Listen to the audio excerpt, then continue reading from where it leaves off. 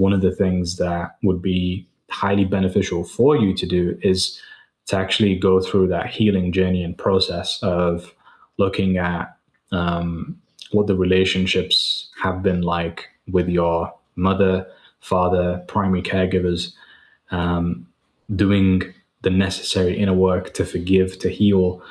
And then once you have done, which chances are it's not going to be easy, it's going to be difficult, and it might not even give you the outcome that you'd be ultimately hoping for within their response. But at the end of the day, by you addressing it head on and looking at that shadow aspect of your life and yourself, then just simply through going through that process, you're going to notice how much that you're going to heal, how much you're going to be able to let go of, how light you're going to feel. And it's almost going to be like, damn, I didn't even realize how much weight that I was carrying before, but this is what it means to truly feel whole. And then when you become that person as well, like you'll just notice how more magnetic that you become, because now you've become a lot more integrated with your full self, and you've taken full ownership of who you are, full ownership of your dark side, your light side, your masculine, your feminine, like all of it. And people will feel that. People will resonate with it. People will be gravitated towards you. So, and not just people, like I was saying, like now you're going to start receiving blessings from God in different places. And like, whoa, what's going on here? But that's because you've done the necessary work to truly heal. And that toxicity, because when you think about it, like your health is a reflection of how much toxicity is within you. The more toxicity that's within, the more unhealthy that you are, the more dis-ease that you're going to experience.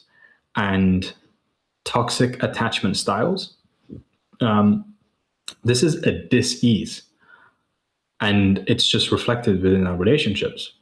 So to heal, become healthy, to heal that dis-ease is to actually do the necessary inner work, as I've been describing. And then once you heal and become whole, then you will see that your life will genuinely transform in these particular areas of not having money that's running away from you all the time, or not having people that are running away from you all the time, or you not running away from it. That's another thing that you might do. So you'll just notice that now you'll actually feel a lot more safe. Your nervous system isn't going to be going into overload any time that you start experiencing more and more intimacy with more.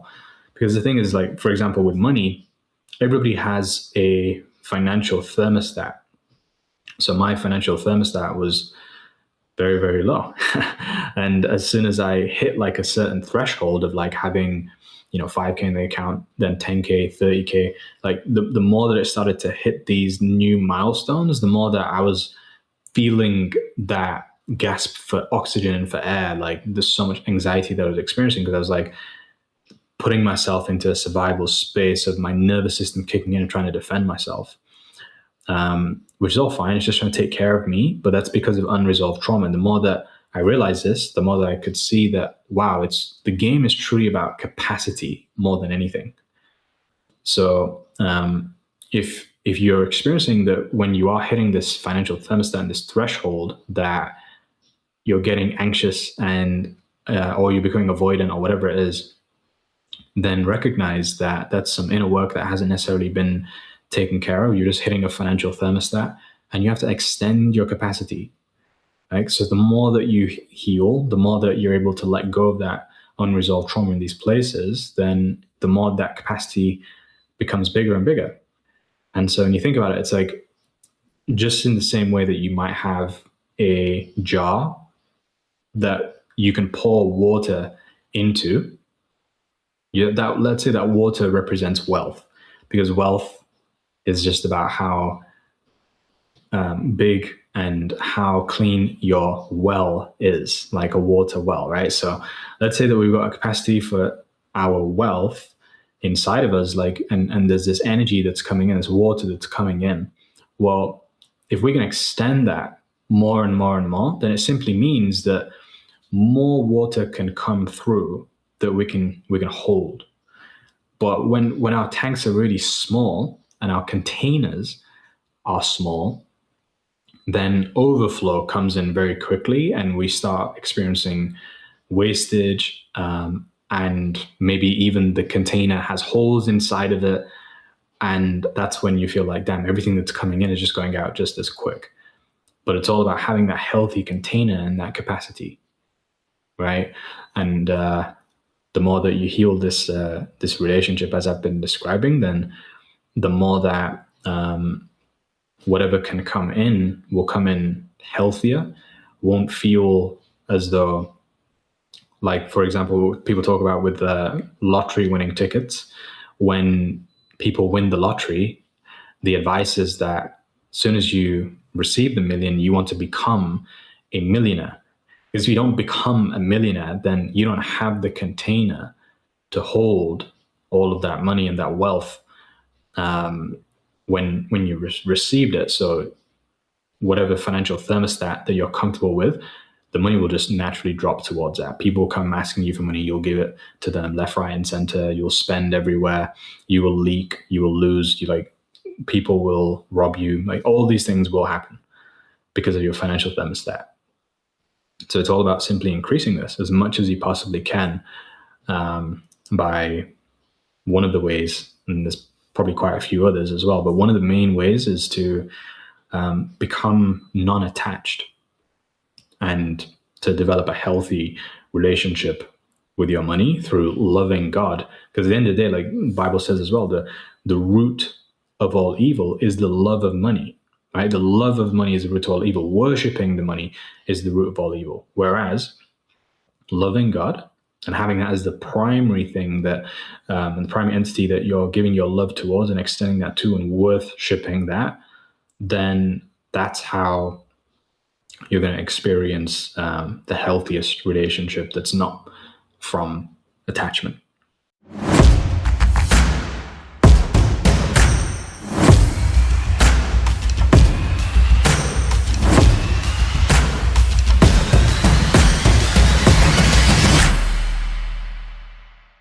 Yo, welcome back to Mo's Flow, the show where souls grow and hearts glow. And today's episode is going to be around a topic of which I personally, if I could go back 5 years ago and just like really sit my younger self down and be like, yo, this is something that you really want to pay attention to, this would probably be the thing. And that topic of conversation is going to be around attachment styles and relationships, especially with money and business partners, significant people in your life. So this is going to be a super powerful episode. So make sure that if you're watching this on the replay, or if you're watching on YouTube, then give me a comment as to exactly what you found is the most powerful, valuable gem that you've received. Because that way, the more that I get to know what's most valuable from what you've experienced, I get to create more content just like that. And it gives me some great feedback. So where I can start with this is just if you don't actually know a little bit about what attachment styles are, then you will just be like what I was like when I was 5 years younger. And how it all got broken down to me first was when I intuitively decided that I was going to pick up this book, which, if you've not read it before, I highly recommend it. It's a book about, you could say, relationships and understanding personality. And it's a book called Attached. I can't remember exactly who the author is, but I'll quickly look it up so that you know which book that I'm referring to. So it's by a guy called Dr. Amir Levine and Rachel Heller.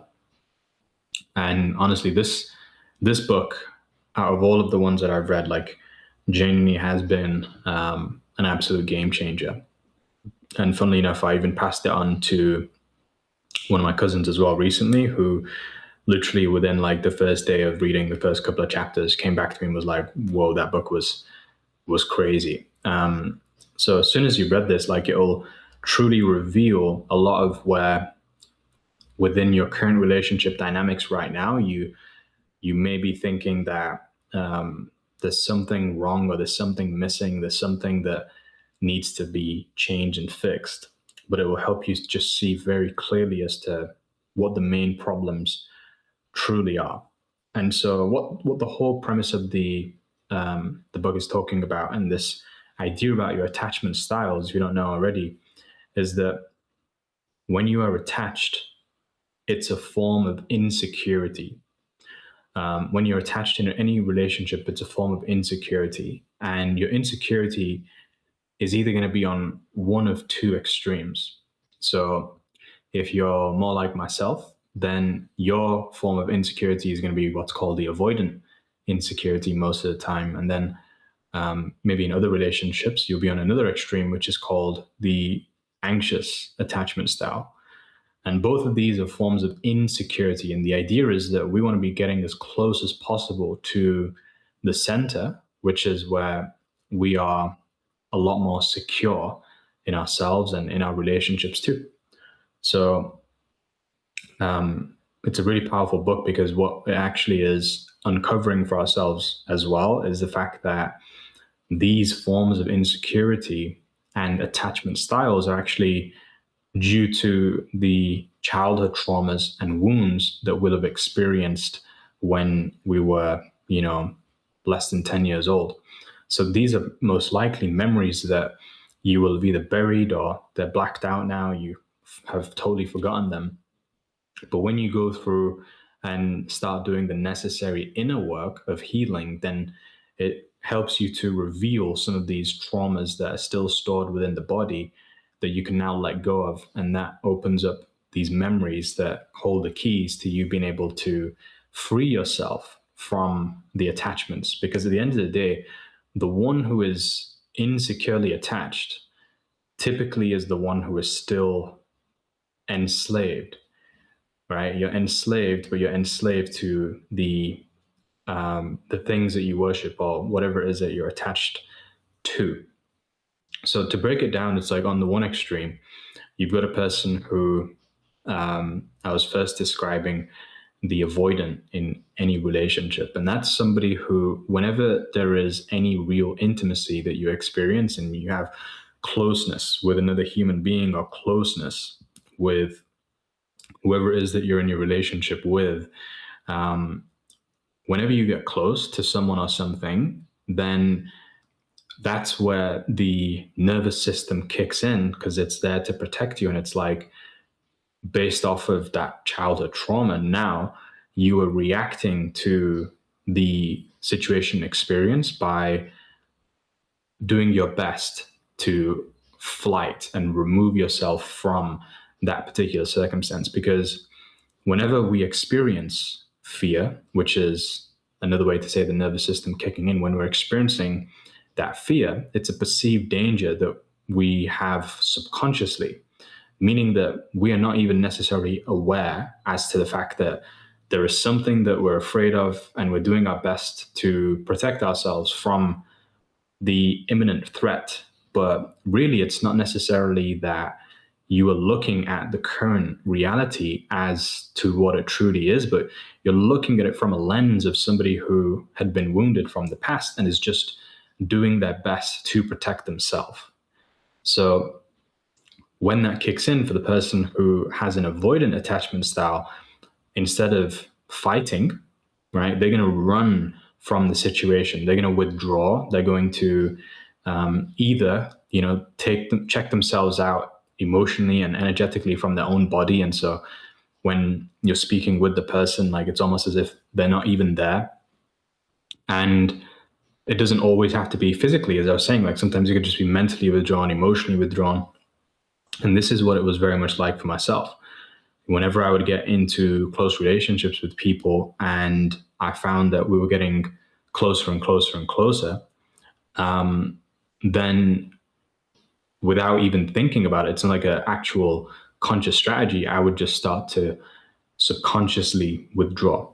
Now, very early on, like if I go back about maybe 9-10 years ago, then I wouldn't just subconsciously withdraw. I would also subconsciously withdraw emotionally, mentally, and physically. I would like actually remove myself from the relationships. But then more recently, because I became aware that I would like just avoidantly exit a relationship, even if it didn't make any logical sense, it was just purely an emotional drive.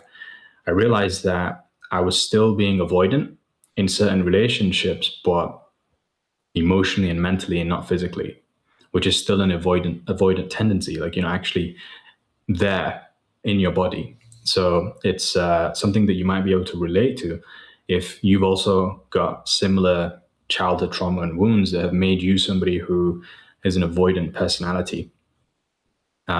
So that's like one form of insecurity. You don't feel truly safe with that intimacy and that closeness, that connection.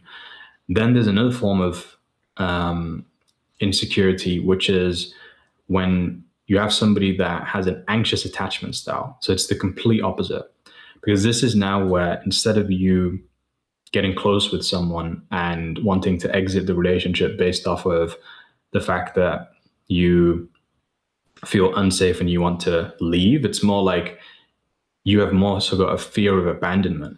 And so because of that fear of abandonment, you now are doing your best to fight to keep the relationship alive, even when the person who you're in the relationship with or whoever you're getting closely connected to doesn't really have much of a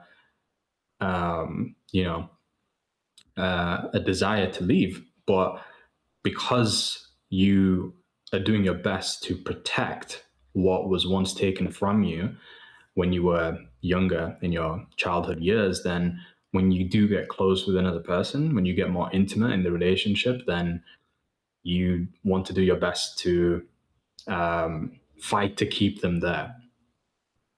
So this is why, like, it tends to be as well, like you'll have avoidance and anxious attachment style people, you could say, that are going to be compatible in certain relationships when they initially come together.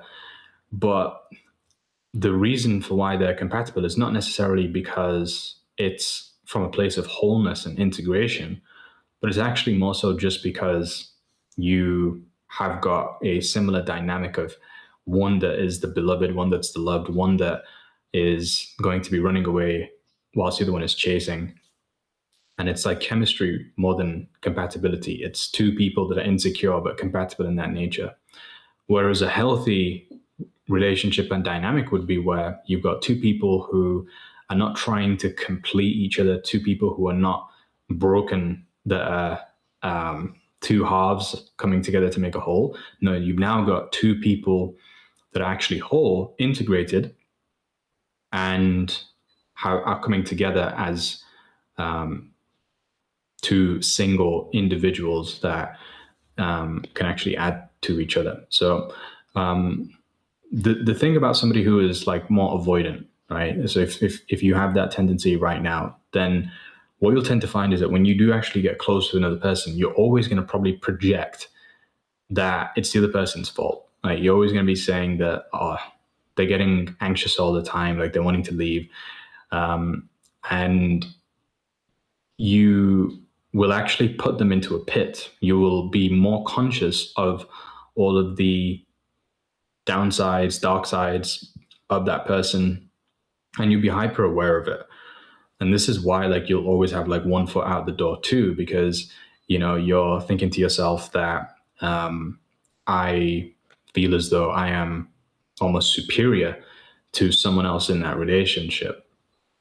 So it's a form of ego, because at the end of the day, like when you have more of that humility, you're not edging God out, but you are operating from a space of truth, and you're conscious of both the upsides and the downsides of each individual, because we all have a dark side, a light side.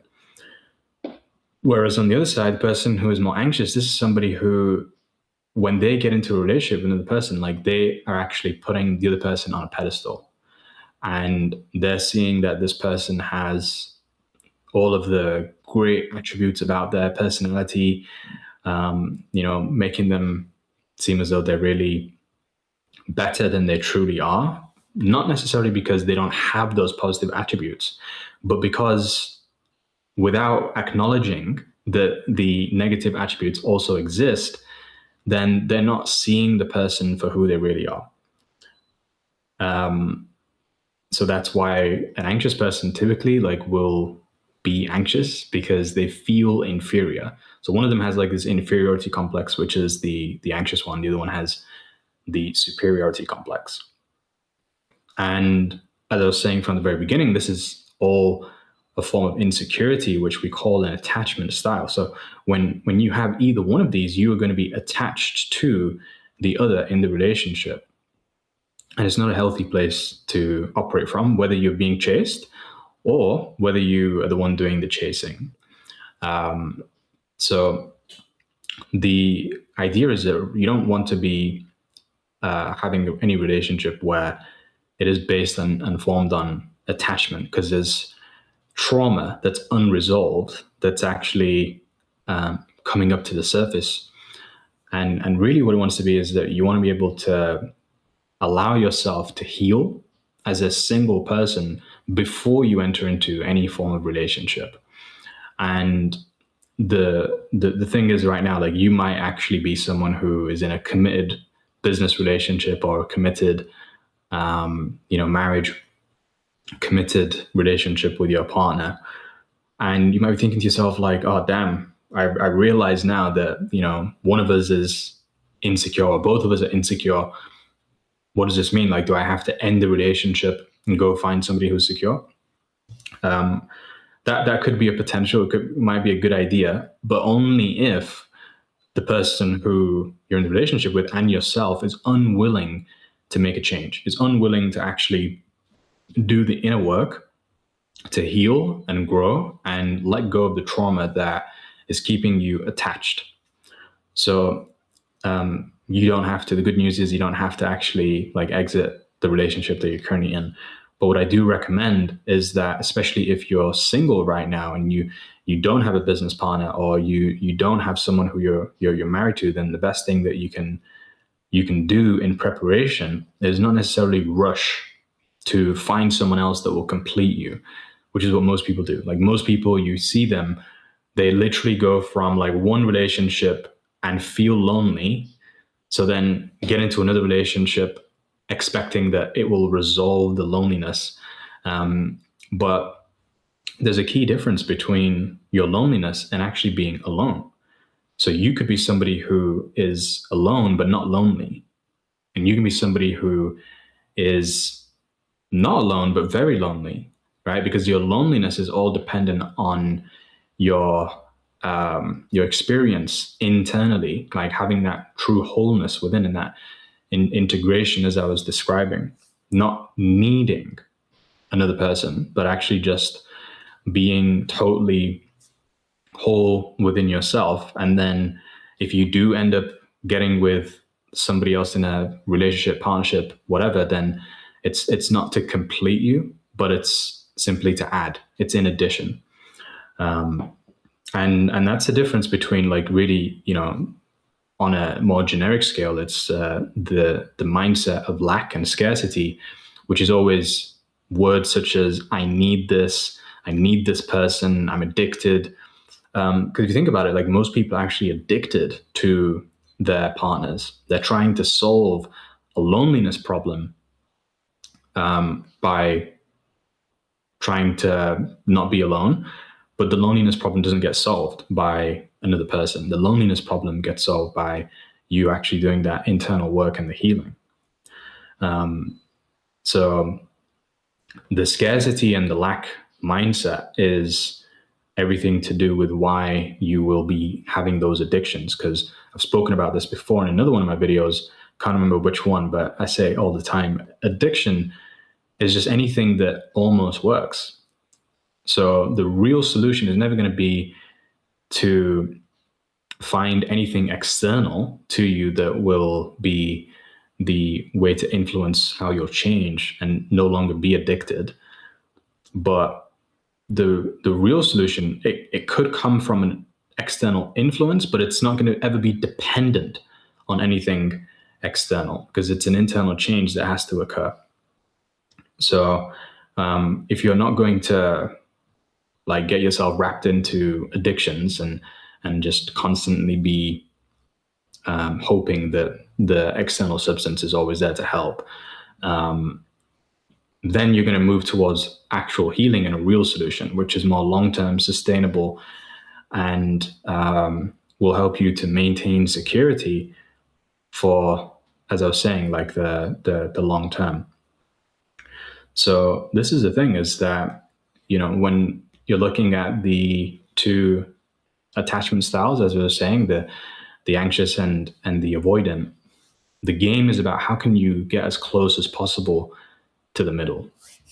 How can you get to the point where you do have that security if you're somebody who has gone through some form of childhood trauma? Because the thing is that probably 90% of us, I'd be highly surprised if you're somebody that's grown up in like modern day society where you've got parents that don't get to spend all their time with their kids.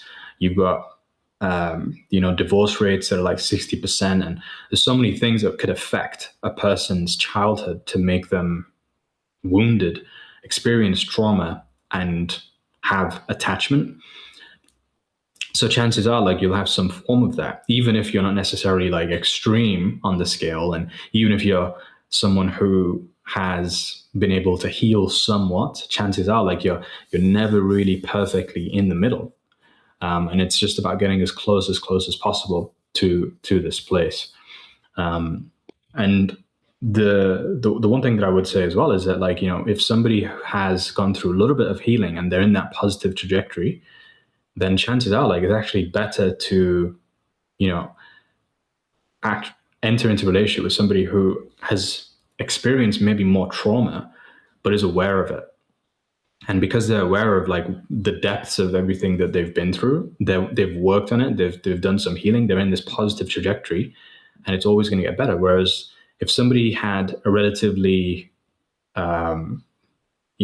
non-crazy childhood where they didn't really experience that much trauma, then for someone like that, I'd say that it's a little bit more dangerous to be with them, especially if they're not committed to doing any healing work and to uncover like what some of those attachments are and some of those traumas. So this all links in to the main topic of conversation today as well, which is that when we think about our relationships, it's like relationships with another human being is one form of relationship, but it's not the only type of relationship that we have in our lives. Like we have relationships with a human being, we have relationships with ourselves primarily. There's our relationship with God, there's relationships with money. So we have many relationships, because at the end of the day, relationships is just about, you know, how you relate towards another and how you show love. So for me, the reason for why I wanted to have this conversation today is because, I've actually experienced relationships which have been friendships, relationships that have been business partnerships, where there has been this dynamic of the anxious, avoidant attachments that have existed. And I've actually experienced it both ways, where I was saying before at the beginning that I've been somewhat the avoidant in a lot of relationships, but I think that's just more so where my deeper trauma exists. Whereas I do think I've been the anxious one as well in other relationships where I put people on a pedestal.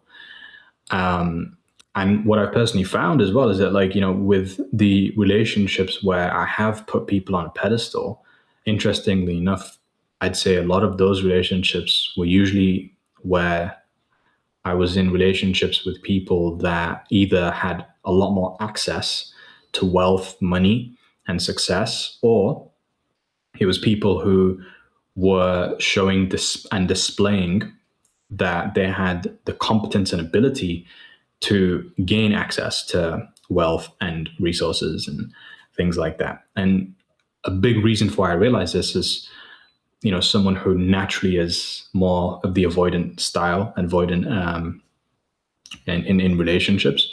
I realized this because at the end of the day, if that was the kind of relationship I was having with other humans, and it meant that it was my relationship with money that had to change. And my relationship with money was in such a way where it was me putting money on a pedestal. And when you think about it, like the highest form of putting something on a pedestal would be where you are literally worshiping that thing, you know?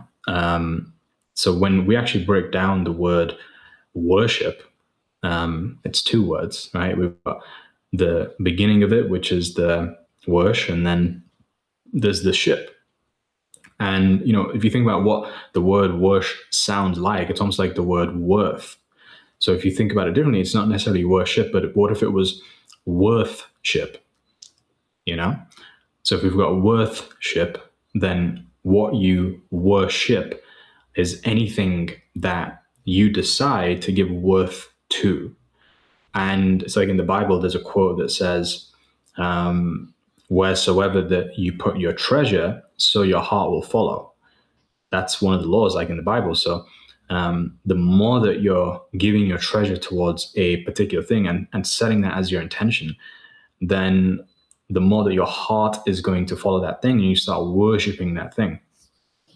And so this is why, for me, like, I'd say that I had more of the toxic relationship with money, because I was placing more worth on money, wealth, success than it truly deserved.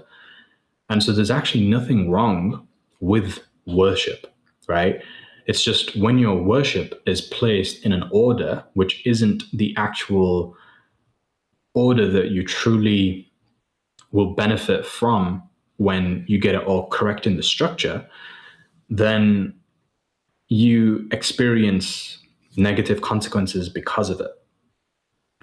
So if you've got someone who, for example, like, they place as the number one thing that they give worthship to, like a girlfriend or their wife, then that's a really dangerous place to be. Like, imagine if it was that, and then after that, it was their job, and after that, it was, like other people's lives, celebrities, and then at the bottom, it was like, there's God. This is what we've got in our culture right now, where the actual structure of who people give worth to is just completely backwards to how it ideally wants to be. And part of that is because no one's ever probably sat you down, and no one did this for me either, and actually given you the correct blueprint as to how you want to assign worth in your relationships. So the way that you can do a bit of a assessment and take inventory on right now, like, where have you actually been worshiping? What have you been worshiping? The easiest way to look at it is to simply look at your resources, right? Because we know that your resources come in three main forms of time, energy, and money. For most people, if you're especially an adult that actually earns money, then money is not going to be the highest valued resource that you truly possess and that you own. Money is going to be one of the lowest valued resources, because even though you can get to the end of a month and you're left with no money, you know that the next month you're always going to be able to recoup more back, right? You know that if you're going to set up a business and become successful that way, you always have the ability to earn more back. Whereas with time, if you give up your time today, there's like no real way that you're going to be able to ever get that time back the same way, unless you buy back time and start leveraging and things like this. But even still, like, it's a lot more scarce than your money is. And then with your energy, like your energy and your attention, well, you only have so much attention and energy in the 24 hours of the day. So it's got to be more valuable than time itself.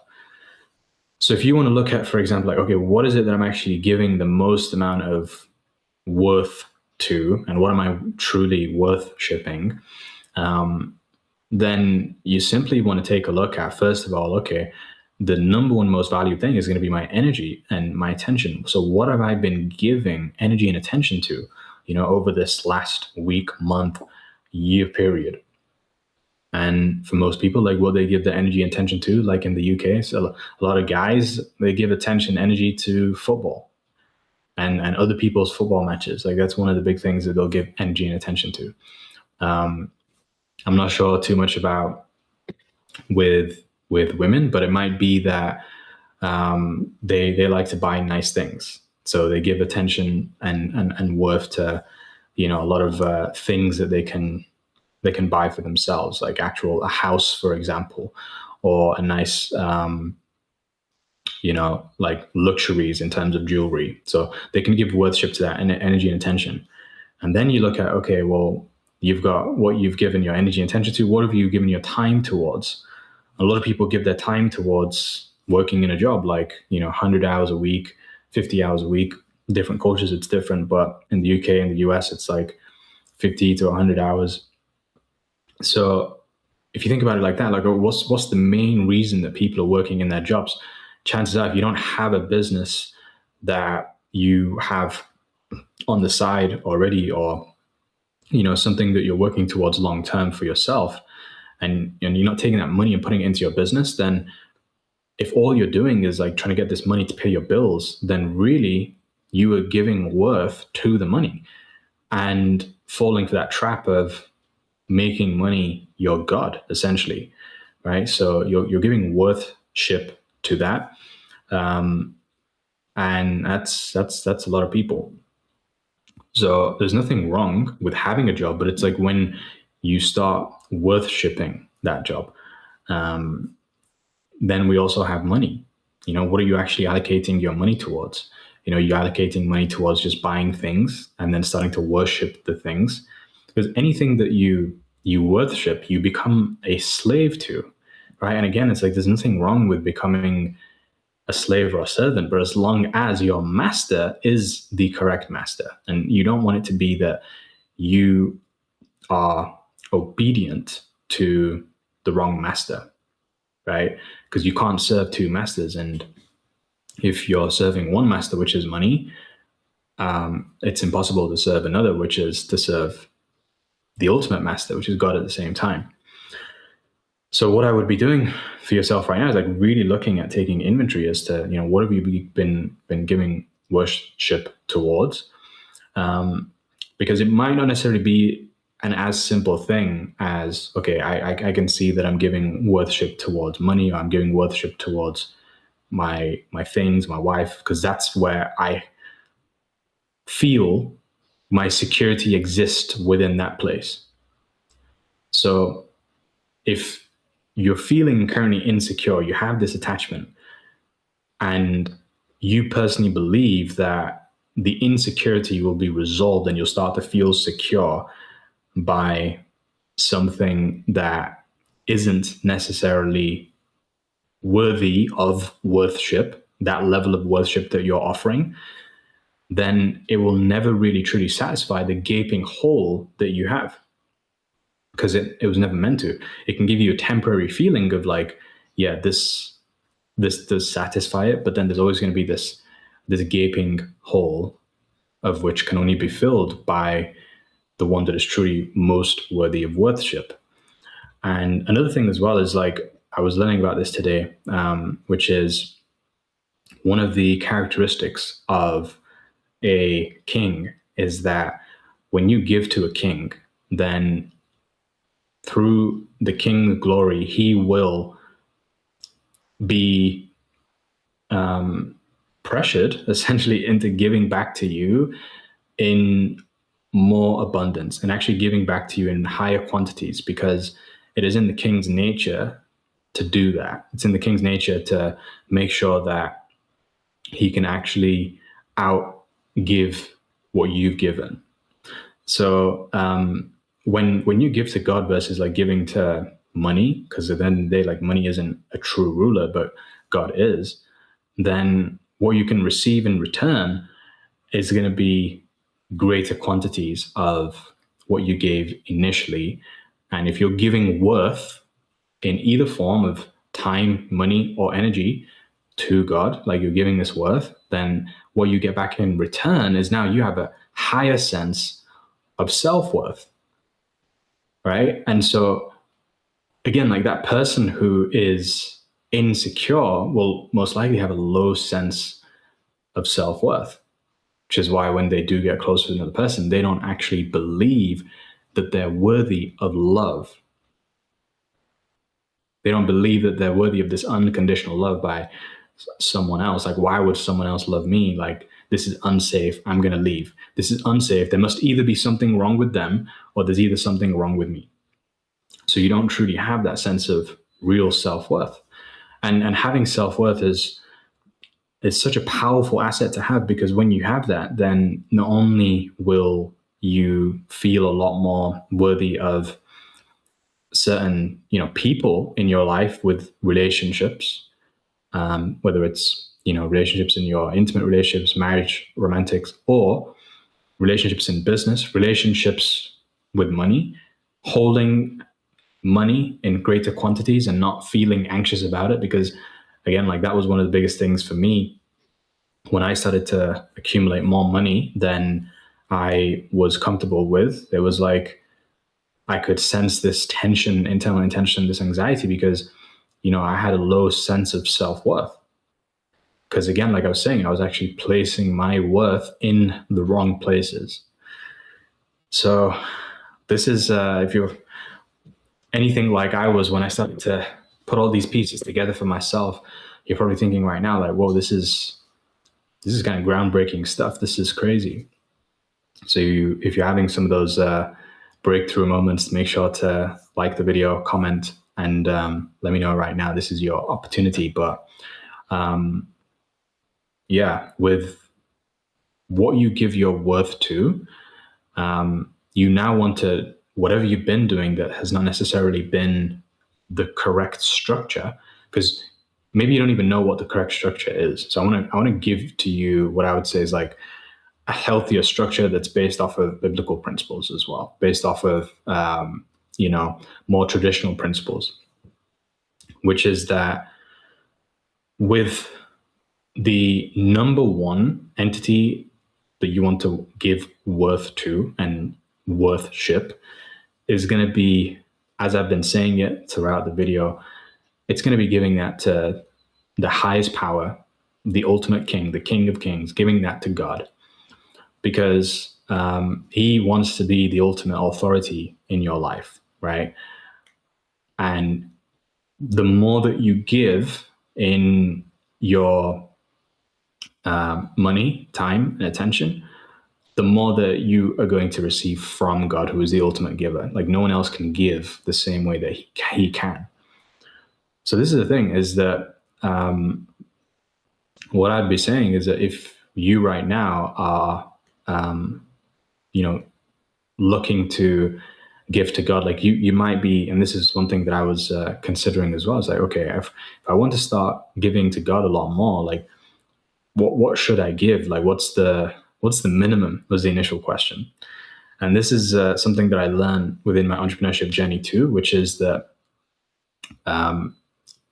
the people who are like the top of 1%, the ones that are winning on the highest scale, they never get there by asking the question of what's the minimum, because they know the truth, which is that like the minimum is for the losers. The minimum is for the people that are not going to derive the maximum benefits, because you'll only be able to get back whatever you give, right? So if I'm willing to give more because I'm asking a different question, which isn't what's the minimum, but I'm asking what's the maximum that I would be able to give if this concept works, if it's truly something that is legitimate, right?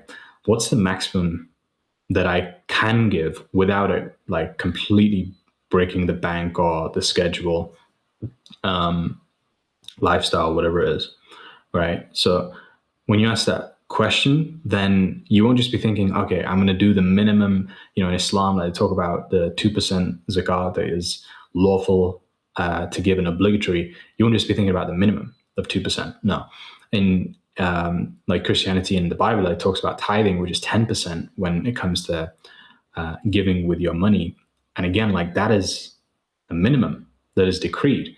So instead of that, like you'd be looking to how can you actually give, maybe more than what is the minimum? Like what if you give 15, 20%, 30? And I appreciate that not everybody can do this, like, in the circumstances that you are, but sometimes it's like, it's actually easier to give a lot higher proportion when you have very little. Like imagine if you had millions in your bank account right now and you had to give 100,000 out of that. If you'd never given before and never like built up that muscle, giving £100,000 compared to giving, you're on your last £10 and you have to give £10. Like it's probably going to be a lot easier to do that. But here's the beautiful thing is that the person that actually does out of that £10 give the full £10, then because of the cost that you've personally incurred, it's like your value that you'll receive from God is going to match the cost that you incurred. Actually, you're going to get the highest value and returns from that, right? So the thing that I learned about tithing, the thing I learned about giving to God is that it doesn't always necessarily mean that it's in the form of money. It can actually be in the form of time. It can be in the form of attention. Again, if you think about like the minimum that people put in when it comes to their time that they offer to God and they give to God, they're thinking, okay, I can either go in church on a Sunday and I'm going to spend time with him here in this physical location just because everybody else is doing it. I'm coming for the social experience and I'm doing it as a ritual, or on a Friday prayer, like for, Muslims, like going and spending that time just because it's, again, like part of the ritual. This is the bare minimum in terms of time, but you can be giving a lot more time than that too. And through giving a lot more of that time, opening up for the potential to receive a lot more time, and receive a lot more in terms of resources. And then you also have attention and energy. So you've got a lot of people who, again, like they might be doing the basic rituals and you're seeing it physically, but ask yourself, like, how often do you actually mentally have these dialogues with God? I was looking up the word in ChatGPT as to, what's the number one words that are used in the Bible.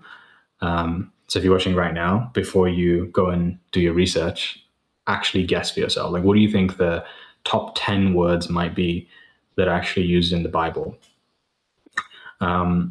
So the first one is, probably guessed it, it's the word God.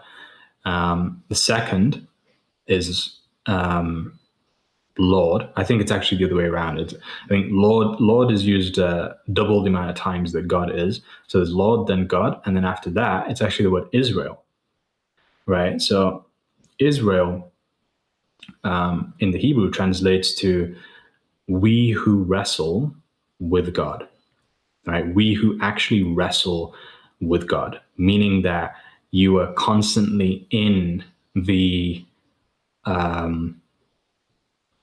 experience of either dialogue with God, asking him questions and like him giving you instructions and you trying to be obedient, but finding it difficult, having the back and forth. Like this is the wrestle with God. Like that's what we're talking about. So if you're doing that like mentally and energetically, then just simply striving for excellence, Ihsan is what we call it in Islam, striving for that excellence, then this is how you're going to be able to spend that maximum amount of time with God as well. So it's like also in your attention. But as I said, like going back to that quote, wherever your treasure is, so your heart will be. So when you're thinking about how can you actually, give the most to God and give the most worth, then rather than thinking, oh, I just need to think more about him. Like I just need to be wrestling more with him. That probably will be very difficult because it's an effect rather than it being a direct cause. Whereas when you become someone who is, from Israel, someone who actually wrestles with God, then by having that new identity, it will change your activity. That new activity is going to be like actually having those intentions, thoughts, and putting your attention towards the actual thing that you want to worship, right? The actual entity that you want to worship. So changing the heart posture first, like that's the easiest way that you'll affect the cause that will create the effect, if that makes sense. So yeah, that's how you would be changing your worth. So after God is like, okay, what next does it want to be? Like, is it God and then I can go money next? Is it God that I can go people next? But what I would be saying, like, you want to be also giving worth to after God is like, you want to be giving worth to yourself. So how much worth are you giving to you? How many words of encouragement are you giving to yourself? Because at the end of the day, like God exists within you too. There's a part of Him within us and all of us.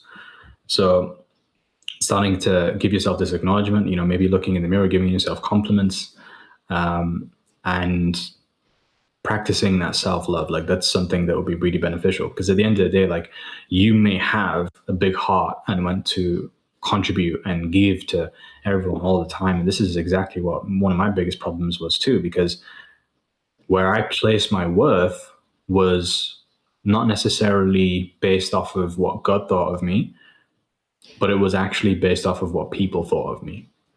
And I became a people pleaser. And when you're that people pleaser, then whenever a person is giving you an opinion of you from them, it's like oxygen. And you feel like you need that validation from them because you don't actually give yourself the self validation. You're addicted to external validation. And whilst you're addicted to external validation, what are you going to do? You're just going to continue pleasing all the people around you until like you get your daily dosage or whatever's required.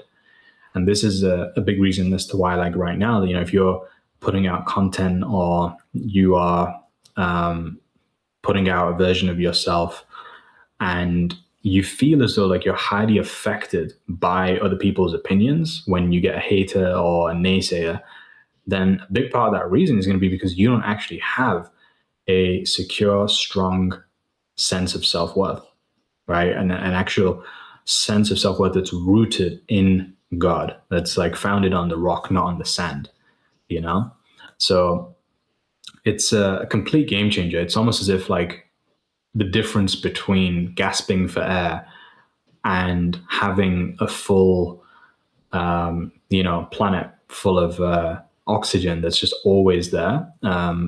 It's a difference between those two things. And that's what truly happens when you stop becoming that people pleaser. So this is why I'd say like you don't want to be placing your worth in other people and in their opinions.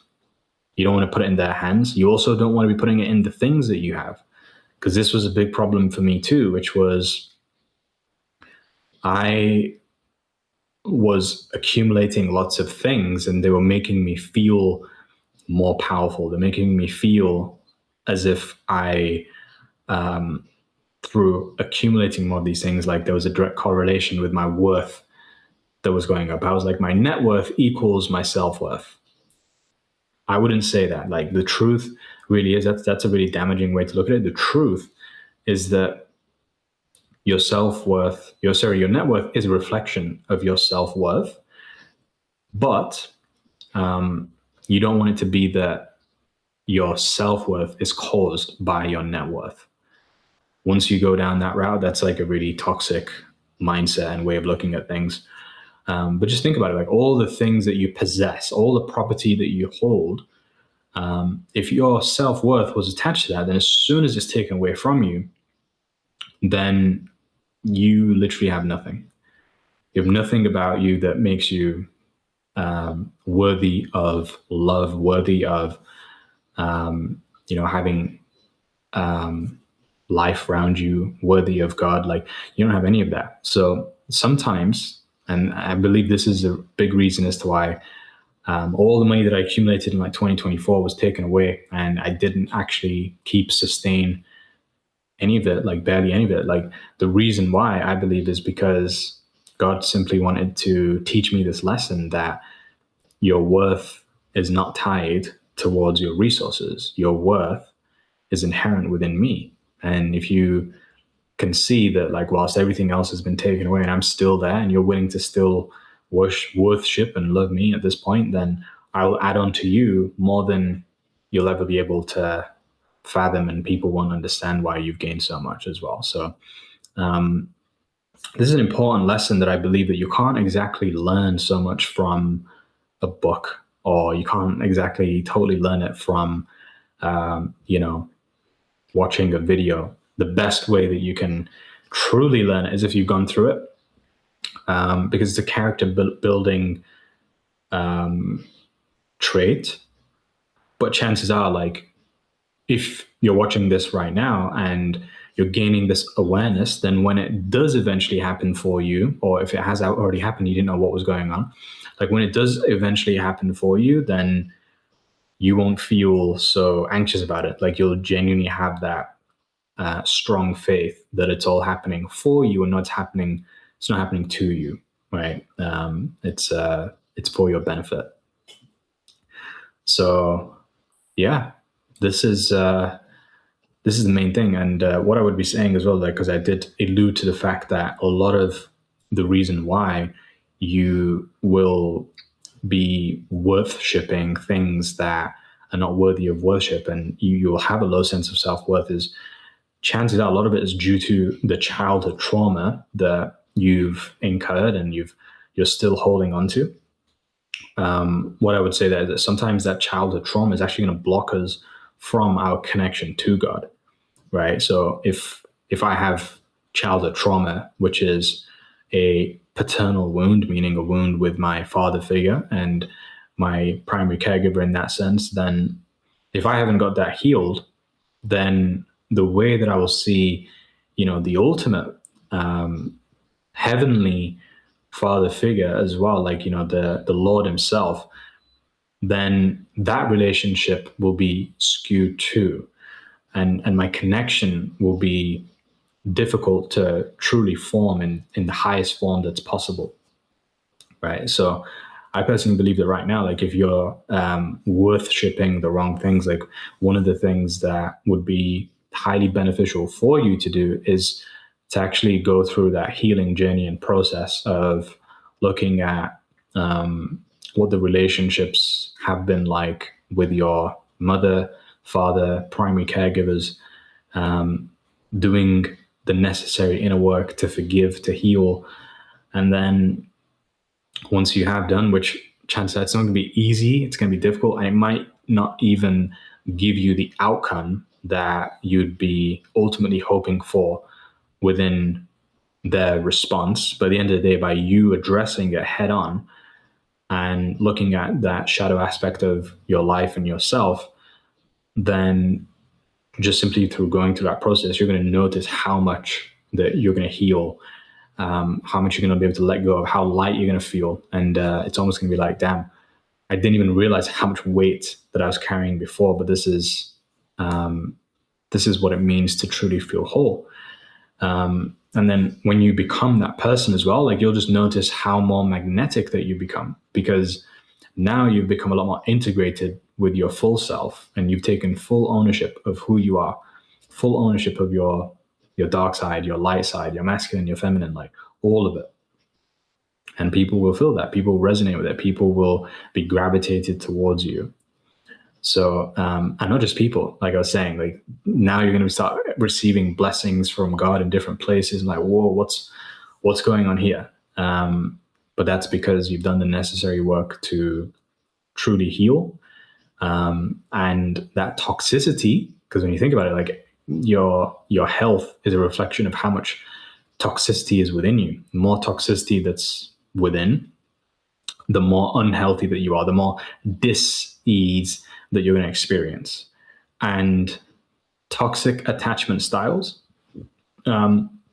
this is a dis-ease, and it's just reflected within our relationships.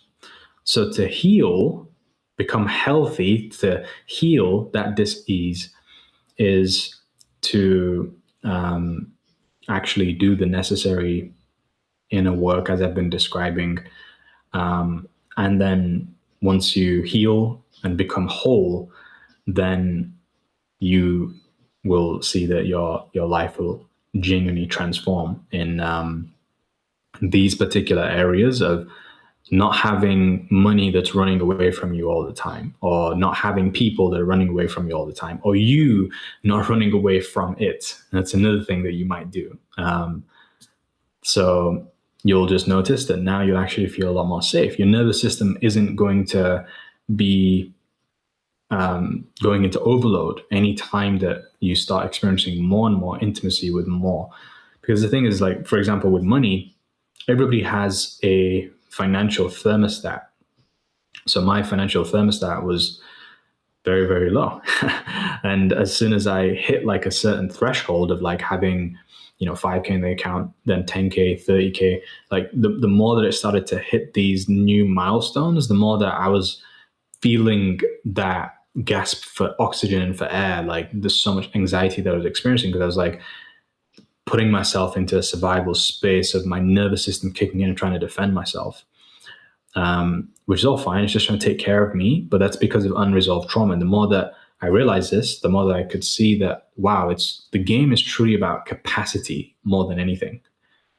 So if you're experiencing that when you are hitting this financial thermostat, this threshold, that you're getting anxious and or you're becoming avoidant or whatever it is, then recognize that that's some inner work that hasn't necessarily been taken care of. You're just hitting a financial thermostat, and you have to extend your capacity.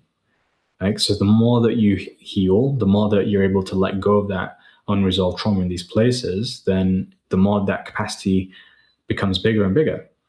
And so when you think about it, it's like just in the same way that you might have a jar that you can pour water into, let's say that water represents wealth, because wealth is just about how big and how clean your well is, like a water well, right? So let's say that we've got a capacity for our wealth inside of us, like, and there's this energy that's coming in, this water that's coming in.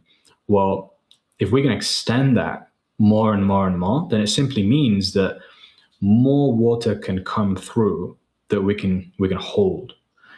But when our tanks are really small and our containers are small, then overflow comes in very quickly, and we start experiencing wastage, and maybe even the container has holes inside of it.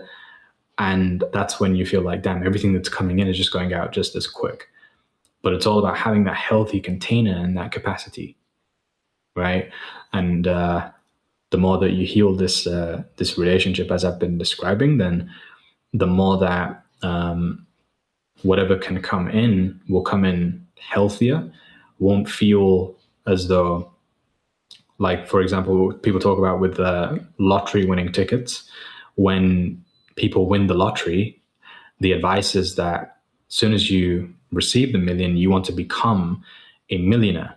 Because if you don't become a millionaire, then you don't have the container to hold all of that money and that wealth when you received it. So whatever financial thermostat that you're comfortable with, the money will just naturally drop towards that. People come asking you for money, you'll give it to them left, right, and center. You'll spend everywhere.